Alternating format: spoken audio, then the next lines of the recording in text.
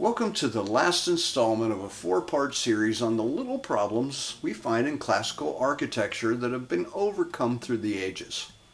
Greek and Roman architectural designs have inspired the construction of majestic buildings all over the globe.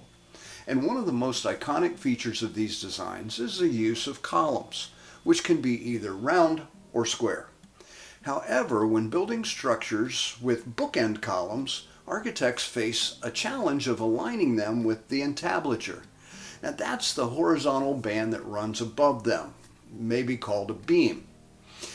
In any case, using square columns or piers to bookend round ones is a pretty common occurrence. But this poses a unique problem concerning the alignment with the entablature. According to what I've been taught, the entablature must align both inside and outside with the top of the column shaft. So how do you reconcile the narrow top of a round column that's caused by entasis, making it smaller towards the top, with the column shaft of a square column? Now, there are several approaches to solving this dilemma. One approach is to use entasis on the square columns to make them taper just like the round columns. And this method has its drawbacks, since square columns aren't designed to have entasis. It weakens the visual strength of the corner aesthetically. Another approach is to align the entablature with the top of the round column shafts and to have the square columns extend beyond the entablature. However, this method is also flawed because it's too easy to notice that there's a misalignment. And one example of this is the left square column in this photo of St. Peter's Colonnade.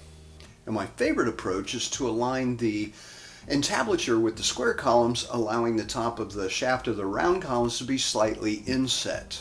Her Majesty's Treasury Building in London is an excellent example of using this method to align the corner columns in the frieze.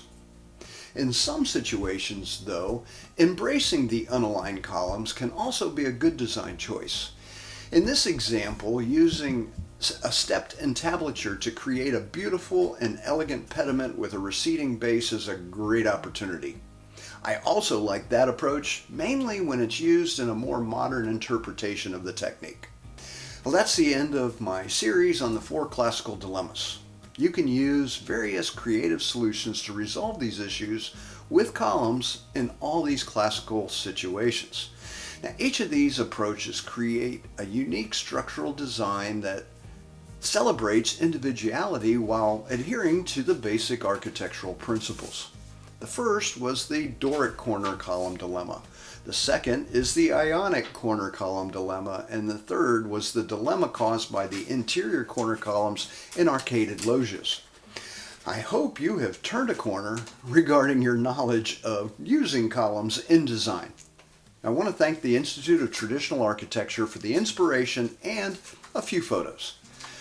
I recommend visiting their website. There's a self-study section which includes 9 design guidelines and all 4 of the classical elements. There's also a list of links to a few dozen different hands-on volunteer organizations and a link for further reading. Look for the link to that website and the link to the ones of the earlier episodes down below. Now, please share these videos with others. And if you do it using social media, please use the hashtag #CreatingWherePeopleLive. That's our tagline. And we're considering designing some merchandise to make available to you, the world. Now, reply to the Monday Minute email or let us know in the comments below what kind of merch you'd like to see happen. Then stay tuned.